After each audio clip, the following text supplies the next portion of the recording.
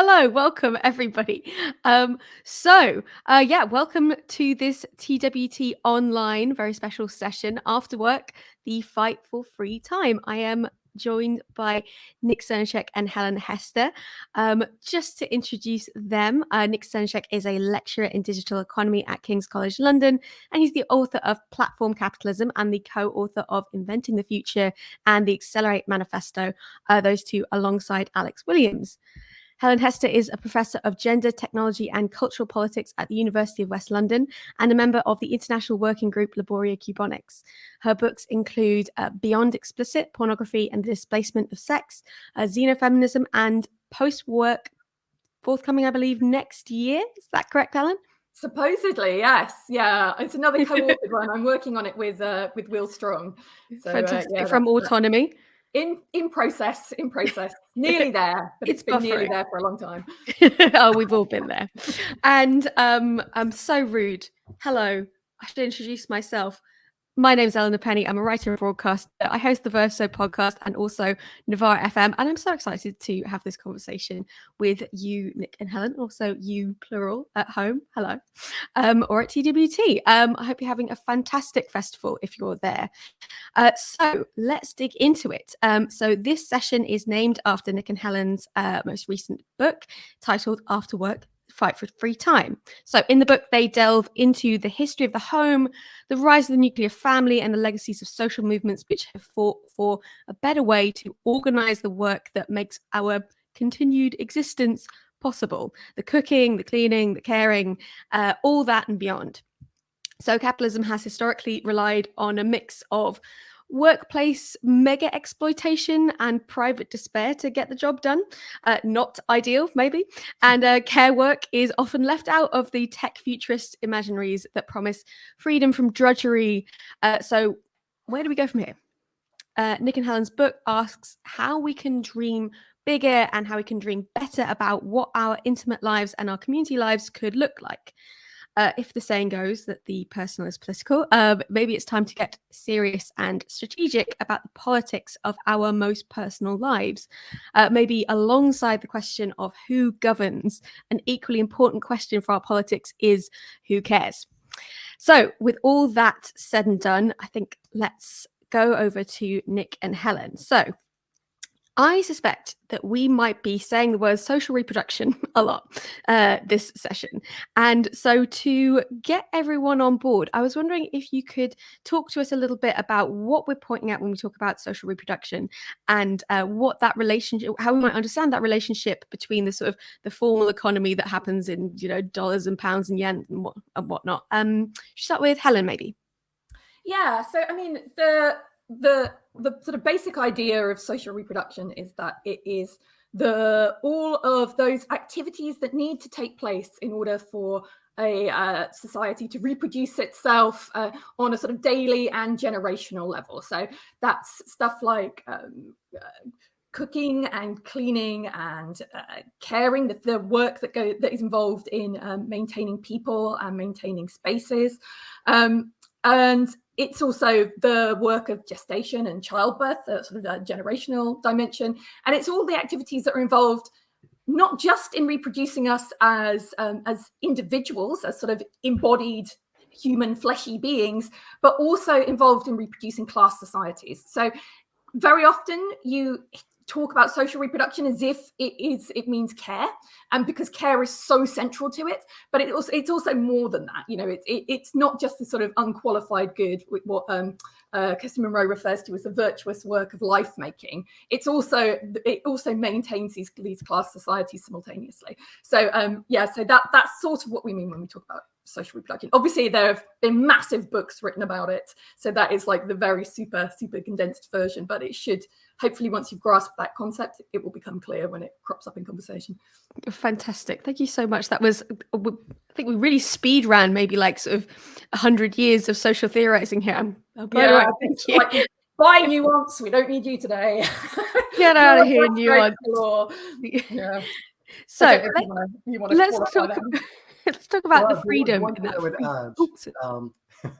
It's just simply social reproduction is typically work that's sort of well, it's distinguished from the productive economy, whether it's sort of in a traditional Marxist sense, the productive economy being productive of value, and social reproduction has traditionally been conceived of as not producing value.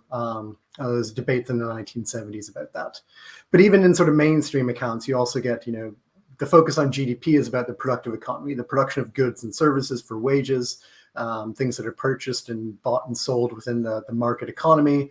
And then you also get this sort of unwaged work that goes on at the home, which is completely ignored by traditional sort of metrics of the economy. And then the other point on that, of course, is that not all social reproduction is unpaid. In fact, one of the places where we start with the book is that actually it's a growing number of jobs. Our jobs are based in social reproduction. And so we start the book by looking at OECD countries and looking at this rise of social reproduction jobs and how central this work is to the economy, to make the point that really by any measure that we want to use, this work is significant. Whether we're using the sort of the tools, the traditional tools of economic analysis, or we're thinking more broadly, this work is extremely significant.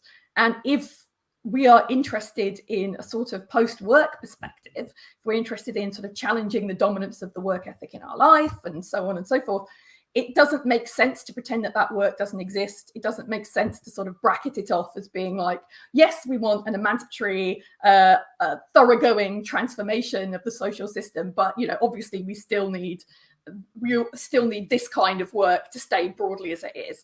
The whole kind of mission of our book is to try and fold these traditionally neglected forms of work into a sort of broader project of social transformation. So what strikes me is that that's a lot of drudgery, right? Or rather, that's a lot of hard graft work, if you want to maybe cast it in less of an emotional valence type terms. And traditionally speaking, for the productive economy organized by capital, they don't love paying for things that are necessary for them to continue to function, right? And throughout your book, you discuss the rise of the nuclear family as a kind of social technology to help organize social reproduction, ensuring that burden doesn't fall, of that burden rather of reproducing labor power doesn't fall on the capitalists who might benefit from it. Can you talk to us a bit about that history as you see it? Because it's easy to point to the idea of family as like this trans-historical unit, and therefore the family abolition as a kind of like monstrous aberration that is a denial of our species being, or similar things. Yeah, I mean, we try and trace a little bit of that history in the book, and I'm really influenced by Emmy O'Brien's work on this, and her book on family abolition, which I've just got just out of shot, is phenomenal in terms of the history that it gives, and a lot of her work leading up to this point has been really interesting. But we sort of basically start by talking about the way that the family has shifted over time. So what we think of as the traditional family, the point that we make is that it's actually a rather recent invention. So we kind of start by talking about the rise of the breadwinner family, sort of tethering that to industrialization and kind of then sort of trace it through its various manifestations over time, and kind of just make the point that the social form of the family is tethered to the economic form of capitalism. So actually it's not a space of retreat. It's not a haven in a heartless world. It's not sort of the last bastion of non-capitalist values. It's actually a part and parcel of this kind of this wider network of forces, and it doesn't make sense to pretend that we can kind of step back from it. So that's kind of the history that we trace through. sorry, I'm really struggling to form a coherent thought because Nick had to just nip off there because our own nuclear family is kind of in slight meltdown conditions because of the sick baby, the sick 3-year-old. But actually, because we are in a nuclear family, there are no other sort of networks of care and support that we can draw on to ensure that we can do this kind of civic and intellectual engagement. We don't have a world of communal care yet, so unfortunately we're a little bit sort of haggard and exhausted. Right, we're kind of staging the problem. This is not just a talk. This is also kind of like a live immersive theatre about the kind of thing that we're talking about here. It's the domestic home is also something that kind of, it's like a physical enclosure that helps sort of regulate that the isolation of the nuclear unit, right? And when we talk about the technology of the family, see, we're using that in maybe more metaphorical term, possibly, but you also talk about the interaction of kind of maybe more literal or physical or tangible technology with both the home and the domestic work that happens sort of usually within its bounds. Nick? Yeah, so when people are talking about post-work, the first thing they often think about is, well, technology, because the promise of technology, at least, is that you can improve living standards, but also reduce the amount of work that's required to get those living standards. And that sort of works when you're talking about, manufacturing or agriculture. But it's slightly different when it comes to social reproduction. And this is one of the key focuses of the book, is to try and disentangle, how it might be different when we apply technology and post-work to social reproduction. One of the really interesting things that was found actually in the 1970s, when we try and sort of extend this research in the book, is that despite this sort of industrial revolution of the home in the early 1900s, so you get the introduction of things like the dishwasher, the fridge and the freezer, the vacuum cleaner, the microwaves eventually.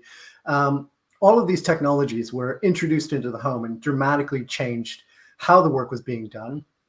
But actually in the 1970s, researchers went and looked and they found we weren't doing any less work in the home, that a full-time housewife was still doing the same amount of work in the 1970s as they were in the 1900s before all of this technology emerged.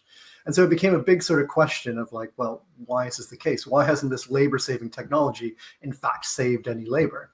And we sort of continue that analysis of our own in technology, looking at, well, from the 1970s onwards, what has happened technologically in the home.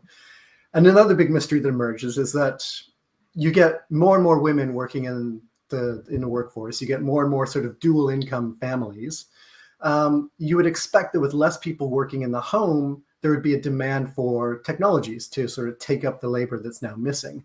But you don't find that. You don't find any dramatic introduction of new technologies in the home. The one exception is the microwave in about the 1980s, and that's about it. And so the big question is, well, why is this the case? And we sort of look at, well, there's arguments around productivity slowdowns, which is a general condition of the economy from the 1970s onwards. There hasn't been like any massive technological changes. Of course, we get the internet, but in terms of productivity, it hasn't been all that significant. But the key thing we sort of look at there to answer this question of why don't we have new domestic technologies over the past 40 years or so is because actually we have cheap labor. We've opened up our borders to cheap labor from around the world. We've created these institutional and legal systems which force typically migrant women into this cheap labor. And that has been much cheaper to provide domestic labor than an expensive machine. And so we sort of have this principle we call the maids over machines principle. That is the cheap labor which has allowed us to avoid, having to create new technologies to take up the work in the home. So I think this, sort of nicely answers, partly why we've had so much the rise of this domestic labor industry over the past 40 years, and also the lack of domestic technologies over the last 40 years. They sort of go together at the same time. Talk to us a little bit more about that maids over machines principle, because when we were mentioning before the idea of social reproduction as something that like reproduces us as like classed beings and like gendered beings and racialized beings, etc., not just as physical fleshy bags of meat that need a certain like caloric intake and need to stay at a certain kind of temperature, etc. Because it is a very kind of thorny and storied like beef, I guess, within feminism, thinking about the way in which being able to shift the burden of domestic labor onto migrant women or like lower class women has been a large part of the story of the, and I'm using this in like massive scare quotes, gains of feminism for upper middle class women over the last 50 years. Or rather, you know, it's framed as a gain of feminism, but, you know, we can kind of go toe to toe about whether or not we want to call it that. Do you know what I mean? Yeah, exactly. It's sort of, I mean, I would say it's been a shift of like, well, these domestic hierarchies within a country to sort of like changing those hierarchies into more global hierarchies, where you've got, you know, certain countries are the source of domestic labor for a particularly wealthy country. And I think that that's sort of been one of the big stories of the past 40 years or so, is basically just that sort of shift. Yeah, it's you know, it has enabled some women to go out and get jobs that they otherwise might not have been able to. But I think the other sort of flip side of the story is that, well, there's been a real push to create everybody in society, particularly in the UK, I would say, everybody in society has to be a worker. And we see this with Tory policy right now. I mean, you know, the cuts to benefits, the pushing of people who are on disability and barely able to, you know, survive every day, pushing them into work because you have to be a worker in our society. And the sort of, you know, the domestic labor aspect is a key part of that, because absent, you know, this market of domestic laborers, you wouldn't be able to have women able to sort of step out into the workforce and become workers. So it's part and parcel, I would say, of this neoliberal ideology that, you know, everybody has to work, regardless of your conditions. You have to be working. And it's strains a kind of, I guess, an old reliable form of ideology that very much connects like domestic labor to love and love to duty and duty to like what it is to be a particular kind of gender or to like perform your authentic self in some way. Well, if you've also got to get out to work in a paid capacity because, you know, the neoliberal reorganization of the economy means that you have to, what has happened to that kind of domestic realism? Like, has that shifted over the past, you know, few decades? Is that remained firm? Like, what's going on with that? I think it's really sort of broken down. I think it's harder and harder to just say that domestic work is like a natural expression of, you know, labor of love or something like that. It's not impossible though, and I think one of the, you know, sort of ways in which this stuff ties in with sort of ongoing new right movements is things like the sort of trad wife movement, the real pushback on like reassertion of these particular gendered hierarchies. And reassertion of particular gender roles. I think all of that is part and parcel of actually the breakdown of, you know, the beliefs that it was just a labor of love. There is a real active reassertion of it now. So yeah, I think it is more difficult to say that it's something natural, particularly as it moves more and more into the market. You know, suddenly it's done for money, it's done for pay. Yeah, but there is that very reactionary movement against it as well. Helen, hello, welcome back. Hi, sorry. Please, no apologies necessary. You know, no, my labor of love over there. It's a natural expression of my gendered personality. I love it. Bodily yeah, you fluid. took the words right out of my mouth. Yeah, I kind of got the tail end of that discussion that we were talking a little bit about, sort of the gendering of domestic labor and maybe some of the way that's shifted or is shifting. And, you know, I think that's maybe the broadest takeaway of the family chapter, is that sort of historically within the family, mothers have been a repository of wage labor that could be tapped into. Oh, here we go. All right. I was like, no naked legs for you. They're concealed. So that historically, women have been a sort of like an emergency resource that could be tapped into if you need money, if you need income for the family. So, you know, if somebody is injured, if somebody dies, if somebody is really sick, mothers within the family have gone out to work, have taken on sort of remunerated forms of work in order to support the household. Where that has kind of started to shift in with the rise of a sort of universal breadwinner understanding, where everybody who can work for pay should work for pay, and all the sort of welfare regimes in OECD countries are set up supposedly on that basis, is that mothers and women in general have become more of a repository of unwaged care labor in emergency situations. So now what happens is, everybody's out working, but when somebody gets sick, when there's a new baby, you know, when there is there's some sort of crisis within the family unit, it's women and mothers who are stepping out of their waged roles and into unwaged care. So they're the ones who typically reduce their hours. They're the ones who take the periods of carers leave in order to do it.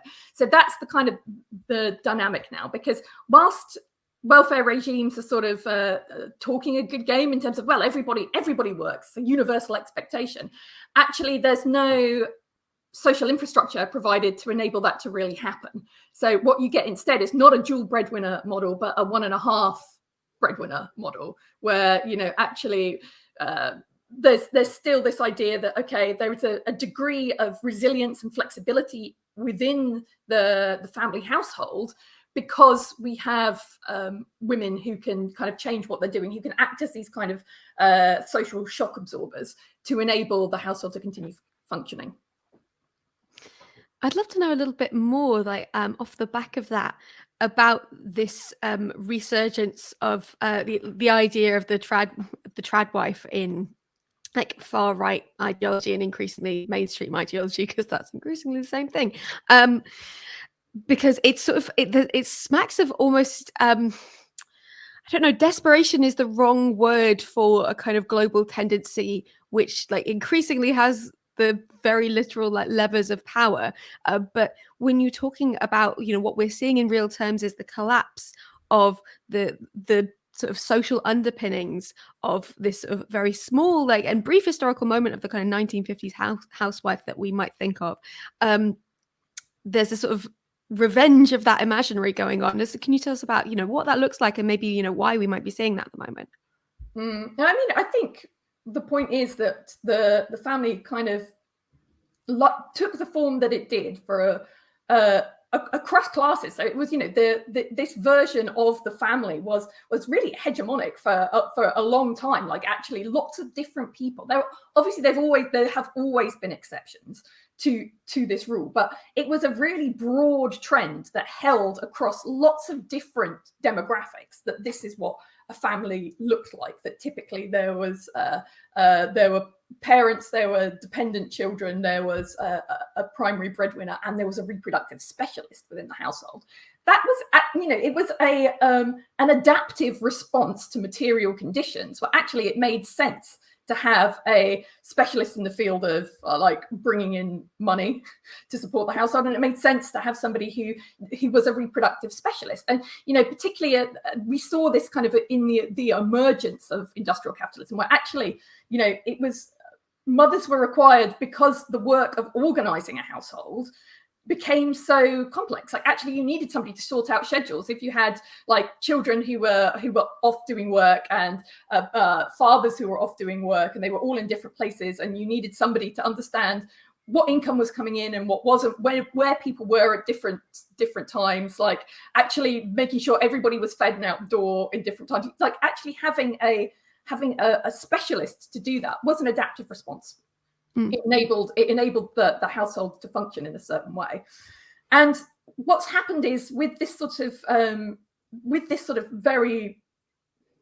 this shift to universal breadwinning, actually there hasn't been the move to make it really possible to work. So there's not a fit between the ideology and the sort of then the familial practices. So everybody's constantly feeling like this, they're trying to put a square peg in a round hole to some extent. Like, well, the family should sort of work like this. Like, actually, there's the expectation that both parents are working, and that, you know, that none of the children are bringing in any income, and that we live together successfully, and we support and nurture the children, and we invest in this sort of form of intensive parenting where we cultivate their human capital. But it's like, well, I see what I'm supposed to be doing, but I don't see how the amount of hours and sort of cognitive, economic resources that I have and will enable me to do that. So actually, there is a lot of experience of like feeling harried and stressed. And if there wasn't the need for a reproductive specialist in the form of a mother to do that coordinating work before, that's only become more profound in recent years, because now there's not the expectation of a sort of standard working day even. So people are patchworking together different part-time jobs, they're working kind of different forms of schedules, like kids are doing all sorts of different things because we're being taught to see them as these repositories of human capital that we should be cultivating. We're like, okay, well, they have to do this after school science club. They've got to do this thing. They've got to do that thing. If they're not doing it, you're failing them. But their children's schedules are becoming increasingly complex and difficult to manage.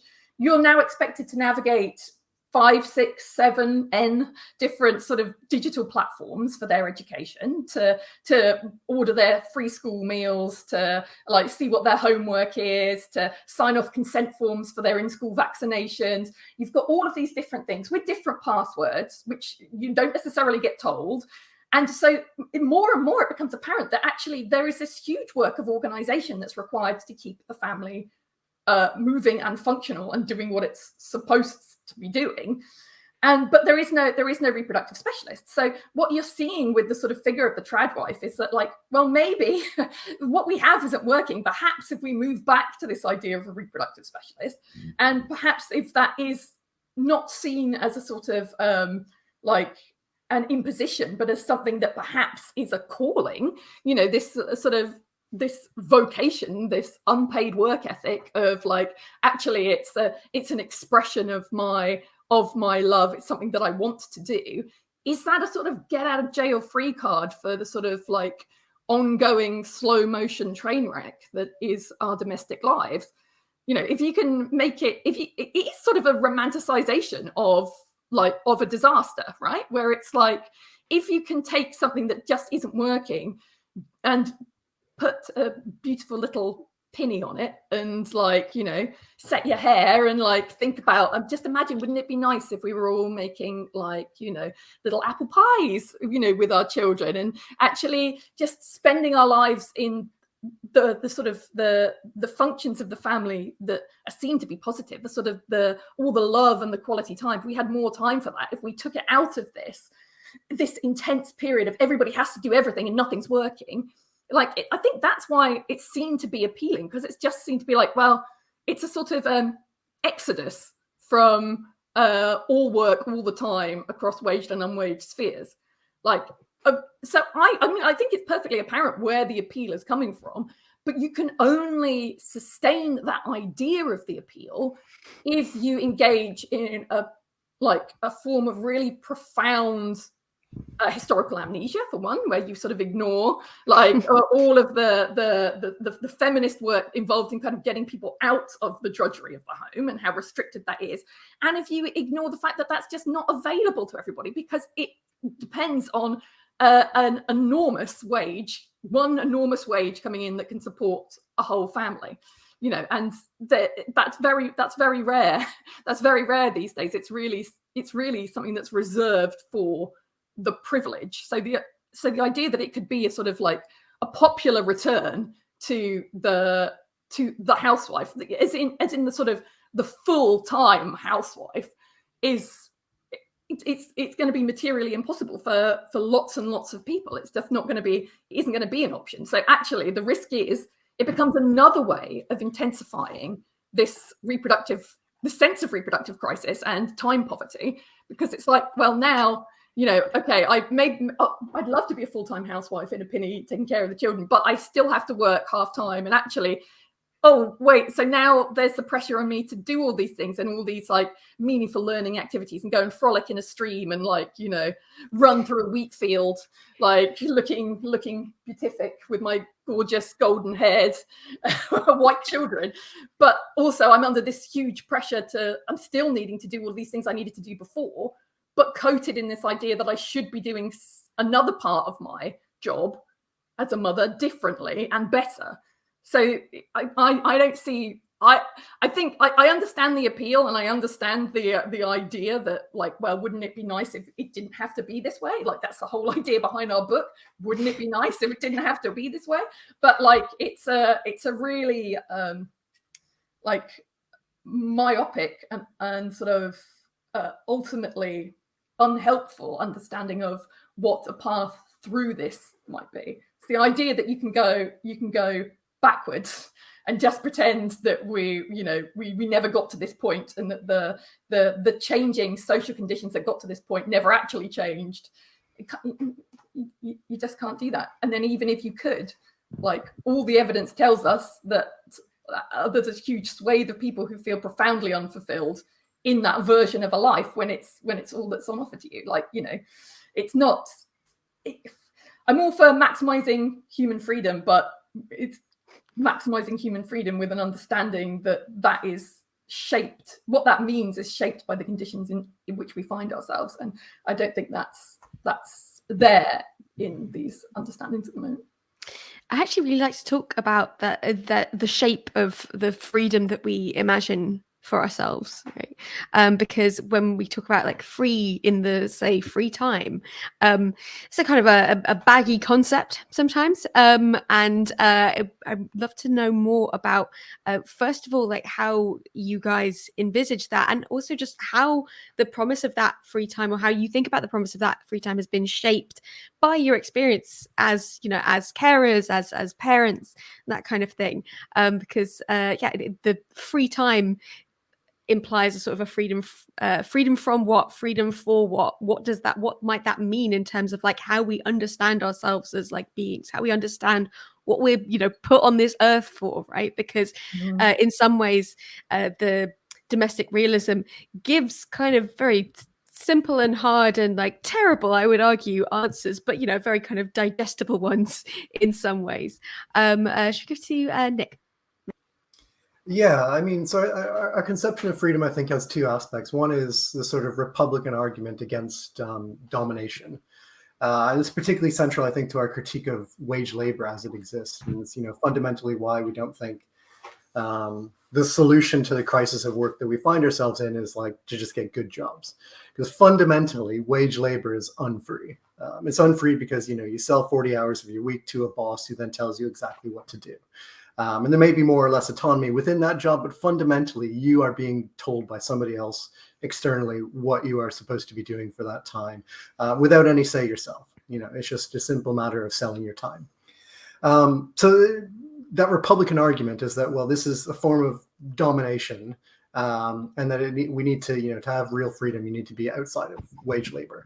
The other sort of aspect, though, is a more, let's say, orthodox Marxist approach, which is to say freedom is also this positive idea. It's not just freedom from domination per se, but freedom also to do things. This is, this expansive conception of freedom. This, I would argue, freedom is actually something that has to be built. Like, it's not just like taking away constraints, but freedom is something which has to be built. So there's, the Republican aspect, I think, gets us free time as a really important condition for freedom. But then you also get this sort of positive conception of, well, freedom as, positive freedom, the building up new capacities, building up collective capacities to do things as this sort of other side of this conception of freedom that we use. Yeah, and I think as well, to go like way back and think about like the 3/8 and this First International and this idea of like 8 hours for work, 8 hours for rest, 8 hours for what we will. There's Kathy Weeks sort of meditates on that idea of the what we will in her work in a really illuminating way, where she's like, okay, well, is this just time that's left over. You've got work, you've got rest. Is it just everything else? Is that time for what we will? Or is it time for what we will? Figuring out what it is that we will, what do we want? What do we collectively want to build? What are our aspirations? What are our desires? And, of course, that is a very sort of mutable space that always changes with changing technical conditions, changing social conditions. What we desire and what we desire to desire will constantly be changing and evolving in response to these things. And I think as well, what's really crucial to our conception of freedom, given that the book is one that's grounded in understanding that we will in our lives be required to care. In all likelihood, we will have some form of caring responsibilities, not necessarily for children. And I think it's quite important that we create the ideological infrastructure to refuse childbirth. I think there's a lot of expectation that people will reproduce, and that's just naturally what will happen, and that is good, and that we should be prioritizing children and their parents in the whole way we set up society. I don't think that's true. I think we need the ideological infrastructure to have different ways of being together, but still, it might be your parents, it might be your siblings, it might be your partners, it might be your friends. In all likelihood, at some point in your life, you will be required to care. And equally, in all likelihood, unless you are hit by a bus and the problem never arises, you will probably need to be cared for. You will physically deteriorate. You will go through crises of various physical and mental kinds. You will gestate. Maybe you'll have a baby, and then someone will need to look after you after that. Maybe you'll get injured. Maybe you will go through a long illness. Maybe you'll have a short illness. Maybe it's just age. You're going to need to look after people, and you're going to need people to look after you. That is fundamental. And it doesn't make any sense to try and develop a conception of society or a conception of freedom that pretends that that all of this isn't built on a meat platform. It's built on human bodies that do things. You can't pretend that that's not the case. Actually, what you need is a vision of an emancipatory society that doesn't pretend that our needs and our physical vulnerability and our precarity doesn't exist. Actually, we need to be thinking, okay, well, how do we pursue this transformative political vision that's founded upon freedom, whilst understanding that these forms of freedom are tethered to necessity?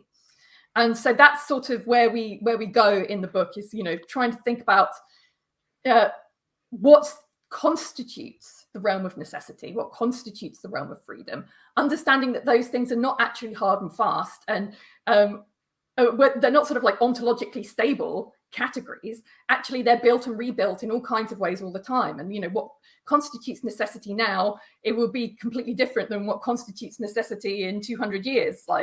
These things are evolving, and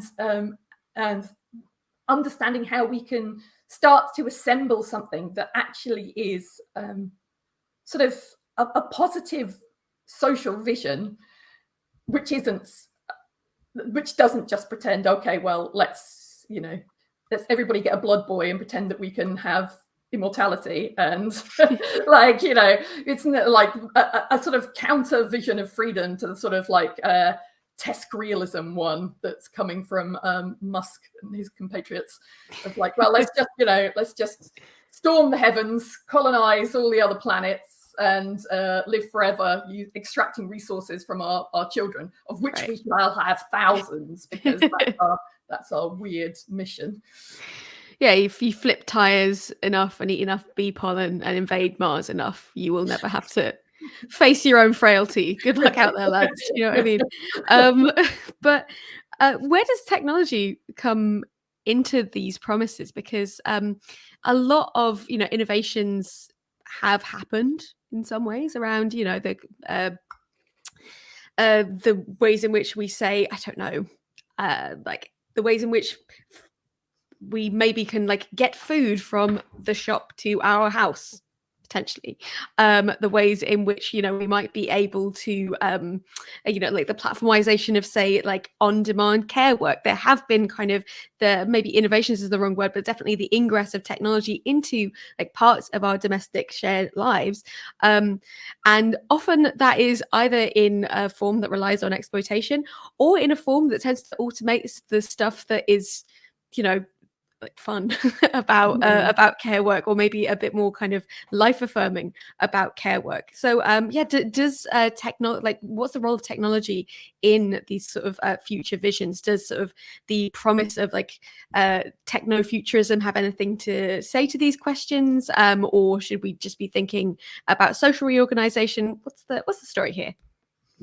Yeah, I mean, I think you and Nick were talking a little bit about that whilst I was dealing with the middle child.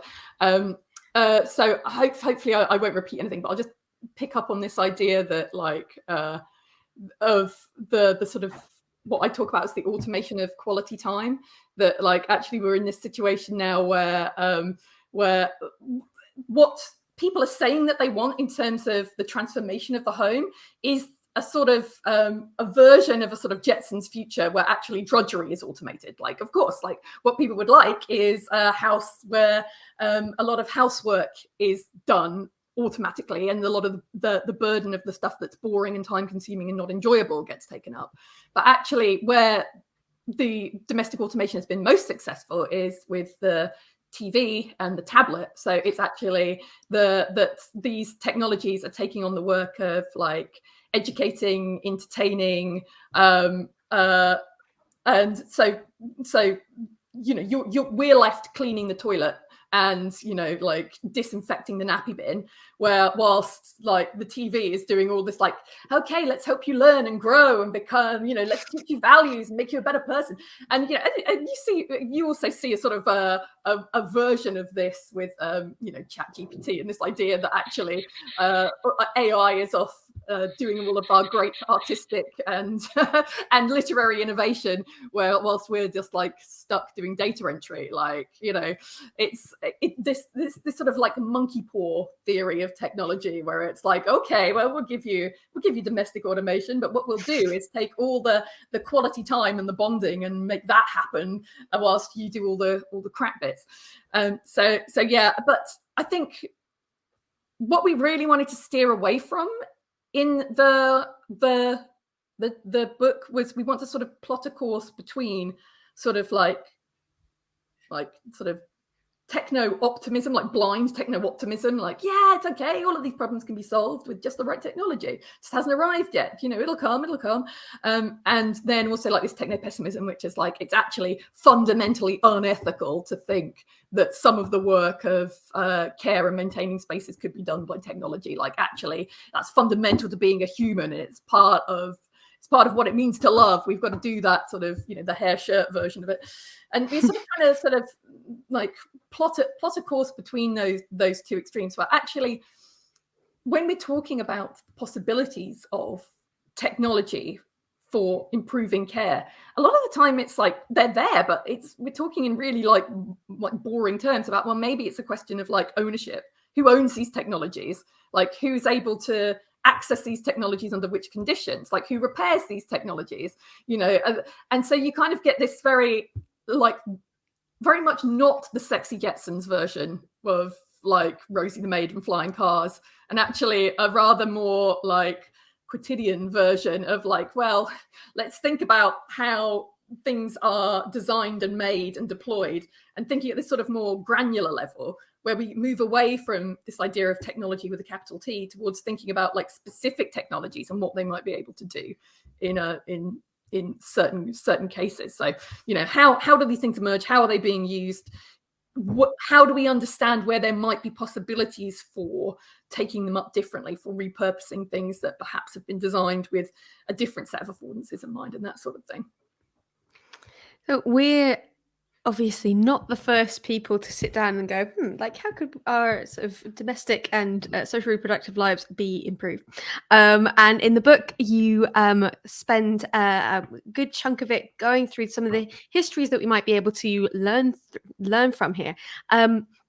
Nick, could you tell us a little bit about sort of the histories that you were drawing on when going into writing the book, and that you explore within the text? Yeah, we try, and particularly in the conclusion, we try and draw out a lot of different examples of like, actually, people have tried this stuff, it's worked. And for whatever reason, maybe it just hasn't got the support that it needed, or for other reasons it, ended up failing. Or, something like the Viennese social housing model, still going pretty strong, some almost 100 years later. So we try and look at all these different examples, and we try and illuminate this, almost a counter history of what could have been for social reproduction. I think one of my, favorite examples comes from Britain, and it's during World War II, and it has to do with collective eating. And, the standard image of eating during World War II is rations. People have to ration how much they can eat. They're not eating as much as they once did. But in fact, for parts of the UK, they were eating better than they were before the war. And this has to do with, the government wanting to ensure that you had a healthy population that was able to, keep up the war efforts and everything. And in order to do that, it wanted to make sure that everybody was getting a sufficient amount of, calories and protein and all the healthy stuff needed. And it did this by building what were called national restaurants. These things that became available to anybody, that you could walk in, get a heavily, heavily subsidized meal that was extremely healthy. And these things were incredibly popular. They were making hundreds of thousands of meals a day at some points. And I think really interestingly, as a sort of image of public luxury that we talk about in the book, in order to try and entice people to these places, they were doing things like taking art from the National Galleries and from Buckingham Palace and taking it from these privatized locations and putting it into these public collective canteens. Really sort of fascinating example of like what is possible. And another example I really like is the luxury pools that were a part of American life in the early 20th century. These massive like resort type pools. Some of them had like 10,000 plus people that could attend. They were surrounded by parks, beautiful spaces that everybody could go and enjoy as a public free good. And then what happened is they were desegregated. And as a result of desegregation, white people decided they didn't want to go. White municipal governments decided they didn't want to fund it anymore. And this lovely, pool environment just sort of disappeared over the course of like a decade. So there's all these sort of interesting examples of like, well, what do we want for our future? And they're there in the history. We can point to them as real life examples. We try and draw that out in the book to say, this is entirely possible. It's not just utopian thinking. So in the effort to make it not just utopian thinking, how does workplace organizing come into this? Because, the workplace is not necessarily, we don't all kind of gather to the same like factory gates to do like the social necessary work to continue ourselves as people and a class, etc., etc. It's by its very nature a bit more scattered. How do we start? Big question. I think, more overt solidarity with domestic workers is a key aspect of it. I think we're starting to see this, particularly in the United States and a little bit in the UK as well. But, domestic workers has been seen as sort of, not traditional union work, for instance. And I think that's starting to change. There's more active efforts to organize these groups of people. And you see some of the same problems of organizing with the gig economy. So the idea being that while people are individualized, they never see their coworkers, they never get to share their experience and learn, like, they have shared issues that they could collectively organize for. But the gig economy is transforming that. They are like finding ways around this individualization of the work. And I think domestic workers are as well, in order to sort of combat, struggle for better working conditions and better lives. So I think that is, it's absolutely crucial. Core to our book is that freedom and free time has to be universal. It can't be like what we have right now, which is a select group of very rich people who are able to effectively purchase free time. And they share that burden of work. They push the burden of work onto other people who are working multiple jobs and, striving to make ends meet, and barely sort of existing. So this is the way we are right now, that sort of dualism of a group with freedom and a group without it. really we need freedom for everybody. That's the only way that, the only sort of meaningful solution to these issues. Yeah, I mean, I think what I'd add to that is that that there's also, it's really important to have these struggles around welfare as well, that actually, and to think of these things together, because there's a tendency to think, oh, well, what happens in homes, these places are sort of atomized, dispersed, how do you build political power outside of something where you actually have people being brought together? But there's so much you can learn from in terms of like struggles around welfare rights and so on, that I think that's something that you can kind of think about integrating those things potentially, and that's a lot of what we talk about in the book, sort of along those lines. So sadly, devastatingly, that's probably all we have time for. Nick, Helen, thank you so much for joining us. And thank you to everyone tuning in to The World Transformed, whether you come to the festival in person or you join us online. You are helping to make this better world that we've been talking about possible. TWT is only able to exist because of you, our supporters. So if you're able to, please consider donating to TWT using the link on the screen or in the description box below. You can also follow us on social media, where we keep you updated on what we have planned next. Hope you've had a wonderful festival. Hope you have a edifying and fascinating time with Helen and Nick. Please do go out and purchase the book. It is a fantastic and necessary read. Hope to see you soon.